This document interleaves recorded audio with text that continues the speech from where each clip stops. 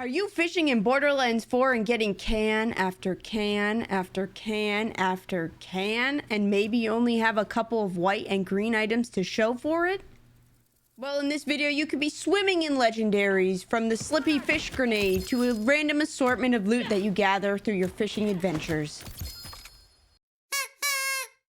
Hey guys, it's Tweety Expert here, ready to tell you all about the fishing in Borderlands 4. I was one of the first people to find fishing during the Borderlands 4 Fan Fest, so it was very fitting for me to make another fishing video telling you all about the things that have to deal with fishing. We're gonna go over a couple things. We have the fishing secret that I'm ready to tell you, the save quit farming spot that if you want to fish your day away you can, or take a leisurely route. I will show you both. I'll tell you about Slippy, the fish grenade that you can go and pick up at any local lake or river in Kairos. And lastly, the Echo 4 customization that you can only get for fishing. Now let's go over the fishing secret. So first off, you're gonna have to find these fishing locations. The only places of where you can fish are where there's little splashes in the top of the water where you can see fish kind of jumping out, and an interact button for your grapple. There, you'll just press your grapple in order to call for the fish, but most of the time that's just going to result in a can. Now the secret is to look at the animation and have patience, because eventually the animation is going to widen out. It's going to create these little yellow dashes around it, and that instant that it changes from that one animation to the opening up is when you cast your grapple to catch the fish. And if you've done it right, you will get loot spewing out of the fishing hole. Let's go through a slow motion timing to show you exactly when you need to press the button. As the idle animation slowly radiates white circles, you're going to wait for that specific moment where it's going to change, like right there. At that point, you are to press the grapple button, and that should time it correctly. If done correctly, it will have 5 items popped into the air, but you'll have to grapple them before they hit the water. If they hit the water, they are gone and they will not be in the lost loot items. You cannot get them back ever. You have to time yourself to be careful, because if you pick something to grapple out of the air early, you're most likely not going to be able to get the second item either. Most likely you only can get about 3 items maximum. Also, if you're just unlucky, sometimes there's just one item that pops out instead of just the can, but that means you still did it correctly. Now, the items that can be thrown in the air are going to be cans, explosive barrels, loot items, and actual fish. The loot items can be a variety of white to legendary. Sometimes there just are a bunch of random legendaries, but there is the only dedicated drop is going to be Slippy the grenade, which we'll go over later. Besides the cans and the explosive barrels, the fish are going to be items that you can grab out of the air too.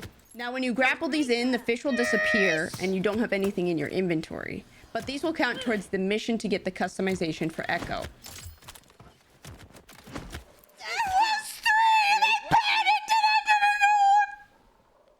After catching 10 of these fish, or the legendary also does count as a fish for this challenge, you will get an Echo attachment called Carp for Brains.